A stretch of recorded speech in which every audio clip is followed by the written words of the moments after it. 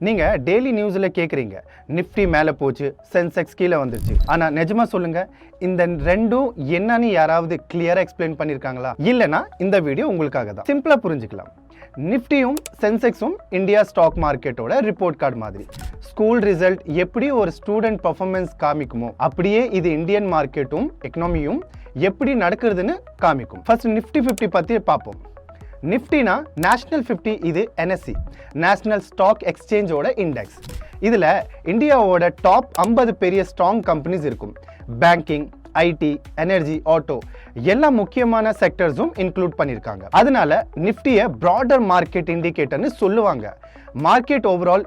எப்படி பர்ஃபார்ம் பண்ணுறதுன்னு இது காமிக்கும் இப்போ சென்செக்ஸ் பற்றி பார்ப்போம் சென்செக்ஸ்னா சென்சிட்டிவ் இண்டெக்ஸ் இது BSE பாம்பே ஸ்டாக் எக்ஸ்சேஞ்சோட இண்டெக்ஸ் BSEனா ஏசியாவில் ரொம்ப ஓல்டஸ்ட் ஸ்டாக் எக்ஸ்சேஞ்ச் சென்செக்ஸில் 30 ப்ளூ சிப் கம்பெனி தான் இருக்கும் ஆனால் அந்த 30 கம்பெனிஸும் மார்க்கெட்டை லீட் பண்ணுற முக்கியமான கம்பெனிஸ் இண்டெக்ஸ்னா என்ன செலக்டட் கம்பெனிஸோட ஒரு பாஸ்கெட் மாதிரி அந்த கம்பெனிஸோட ஷேர் ப்ரைஸ் மேலே கீழே போனால் அதோட ஆவரேஜ் மூமெண்ட்டை பேஸ் பண்ணிட்டு மார்க்கெட்டோட ஓவரால் மூடை நம்ம புரிஞ்சுக்கலாம் ஷார்ட்டர் டிஃப்ரென்ஸ்